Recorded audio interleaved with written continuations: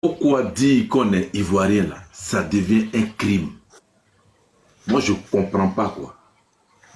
Dire que la Côte d'Ivoire appartient aux Ivoiriens de souche, pourquoi c'est un crime? Je ne comprends pas. Quand tu vas en Angleterre, les vrais Anglais se battent pour l'Angleterre. Quand tu vas aux États-Unis, Donald Trump se bat pour les Américains de souche. La France même se bat pour les Français de souche. Même à une compétition, Ebony, face à une Française de souche, ils lui ont fait ça. Pourquoi en Côte d'Ivoire, ça doit être un pays comme un marché gourou? Tu prends ton argent, tu prends un seau, tu viens, tu fais ton marché comme tu veux. On n'a pas le droit de dire, oui, il est ivoirien, mais naturalisé. Oui, il est ivoirien, mais de père ou bien. Mais pourquoi? Donc, la Côte d'Ivoire, c'est un bordel ouvert. Si vous n'êtes pas des Ivoiriens de souche, bon, calmez-vous. Et puis bon, prenez ça comme ça, parce que nous qui sommes Ivoiriens, qui sommes dehors là, on nous traite, tu as le passeport français, on te traite comme un étranger. Basta, tu n'en as rien à cirer. Ici, quand tu croises un petit wesh, tu lui demandes, tu es d'où? Il va te dire, je suis d'origine congolaise, d'origine ivoirienne, malienne. Sachant qu'ils ont la nationalité française, mais pourquoi en Côte d'Ivoire, c'est un crime? Je reviens sur Johnny Pacheco. Vous savez, Johnny Pacheco, là, il va régler des cas. Il y a des gens qui mourraient en silence, qui vont rentrer par personne interposée pour aller casser les papeaux auprès de Johnny, pour que Johnny vienne mettre ça à la lumière. Aujourd'hui, Johnny est devenu la voix des sans-voix. Mais c'est les mêmes ministres black, c'est les mêmes ministres même qui rentrent en contact avec lui pour casser les papeaux, bien sûr. Moi aujourd'hui, s'il y a un ramba avec corollaire, corollaire puissant que je ne peux pas parler, voilà. Je cherche quelqu'un qui a un réseau de Johnny et puis il va là-bas. Même les histoires de la gendarmerie, l'armée là, ce sont ses propres anciens collègues qui subissent aujourd'hui, qui rentrent en contact avec lui pour dire, bras, c'est ni vu ni connu, voici un papo, casse-moi ça. Johnny a donné hier sur son panel une fille qui a été engrossée par le gars là, le ministre qui a acheté la voiture pour la dame. Il a donné le nom de l'enfant, il a donné le nom de la fille. Elle s'appelle Sandrine. C'est des gens qui lui donnent ces informations sûres. Lui-même, il en avait déjà, il a fait 7 ans.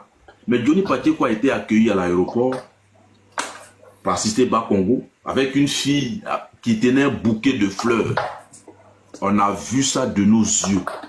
On a vu Kandia Kamara, Kaba Niale et toutes les cliques à Nouloto danser dans un bureau quand elle a appris que Johnny Pacheco était maintenant, il faisait partie des rangs du RHDP. La vidéo est là, Kandia Kamara a dansé. Ils ont reçu Johnny Pacheco dans leur cabinet. Johnny Pacheco était dans tous les bureaux. Les gens prenaient photo avec lui comme un trophée parce que ils ont su que le gars, il a commencé à insulter Gbagbo, insulter Soro, insulter tous les autres opposants. Donc, en ce moment-là, Johnny Pacheco, il est très audible, il est très très cohérent et ce qu'il dit est très limpide. Il ne fait pas une dépression. Donc, il y a des gens en Côte d'Ivoire là qu'on doit insulter. Et il y en a, quand on commence à dire leur vrai nom, on dit ouais, oh, toi tu fais une dépression, tu es haineux, il faut respecter. Et Johnny Pacheco a insulté, jusqu'à même il a profané la tombe du papa de Laurent Gbagbo pour dire c'est vrai que Koudou Paul n'est pas le père biologique de Gbagbo, que Gbagbo est le fils de Yacouba Silla, qui est au quartier commerce, non loin de la banque SGBCI de Gagnoa. Qu'est-ce qu'il n'a pas dit? Il a dit Afousatou Bamba a été engrossé par Soro Guillaume. Il a donné toutes ces informations-là. Il les prenait où? C'est le pouvoir en place qui lui donnait toutes ces informations-là. Aujourd'hui, il revient. Vous avez recruté un joueur qui fait autogol. Vous savez que le joueur, lui, marque dans son camp. Vous l'avez recruté à prix d'or. À la dernière minute, il a en train de marquer dans vos buts et puis vous pleurez. Il marque, il fait autogol sur vous, allez là, nous là. Nous, nous c'était notre ancien défenseur là. On est là et puis on dit, ah, donc, vous êtes allé le prendre, la train de mettre maintenant dans vos corps. Donc, moi, Johnny Patioko, il y a beaucoup d'informations qu'il donne qui sont croustillantes. Je termine par là. Yves Dero a invité le samouraï David Taïro. Qu'est-ce que David a dit? Il dit, les ayants droit sur la chanson Premier Gaou, il n'y a que 2 individus. Moi, David Taïro et Salif Traoré. Les autres là, c'est les balayeurs. Mais quand Johnny Patioko casse ce papo là, il y a pas, est-ce qu'il n'y a pas comment on appelle ça, une similitude dans tout ce qu'on reproche à Assalfo? Maintenant, je termine en 2-3 points sur M. Assalfo. Johnny a dit, la Côte d'Ivoire qui t'a tout donné, qui t'a vu naître, était agressée, attaquée. Des femmes éventrées, des femmes violées, des enfants qui ont couché avec leur mère devant ces rebelles. Quand on a demandé aux artistes Zougou de faire un effort de paix avec une chanson, montrez-nous une seule chanson où il a chanté. Une seule chanson que Assalfo a chanté pour dire on veut la paix en Côte d'Ivoire.